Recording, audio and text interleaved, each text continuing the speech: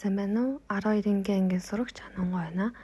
Өнөөдөр би намайг ариуцлагатай хувьцаат компани брендинг хоолны технологийн талаар танилцуулна.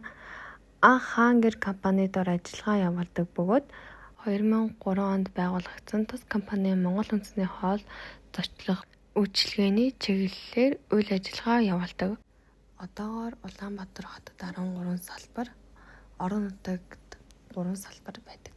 Тэд улирлаас хамаарч үйлчилгээгээ зохион байгуулдаг. Жишээлбэл зам болон намрын улирал зуулчдад зориулсан тусгай меню гаргадаг. Мөн салбар бүр байршлаасаа хамааран өөр төрлийн хоол ундааны меню санал болгодог бөгөөд зарим ширээний үйлчилгээд өөрөө үйлчлэх хэлбэрээр ажилладаг.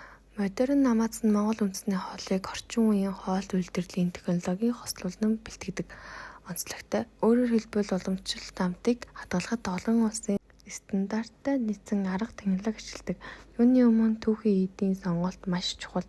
Тэд дотоодын шинэ чанартай мах хүнсний ногоог ашигладаг бөгөөд хадгалалт тээвэрлэдэг үед зөв горим баримталж хүнсний аюулгүй байдлыг хангадаг.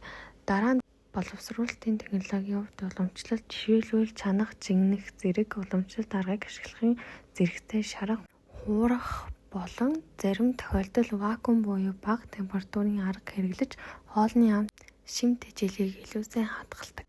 Мөн хоол бэлтгэл явцад температур хугацааг маш нарийн хяндаг. Ингэснээр хоол хит болгох эсвэл түүхий үлдэх асуудлаас зэргийг чанарыг тогтмол байлгадаг. Ариун цэвэр эрүүл ахуйн шаардлагач маш өндөр. Галтайгоонд ажилчдын бэлгийн малгайг хэрэглэж гараа тогтмол хариуцлах хүнсний бохирдоос сэргийлдэг. Үүнээс гадна хоолны үзмж буюу food plating анхаардаг. Хоолныг зөвхөн амттай биш харагдах байдал сайтай байдлаар зочдод хүргэдэг нь жуулчдын сонирхлыг татдаг.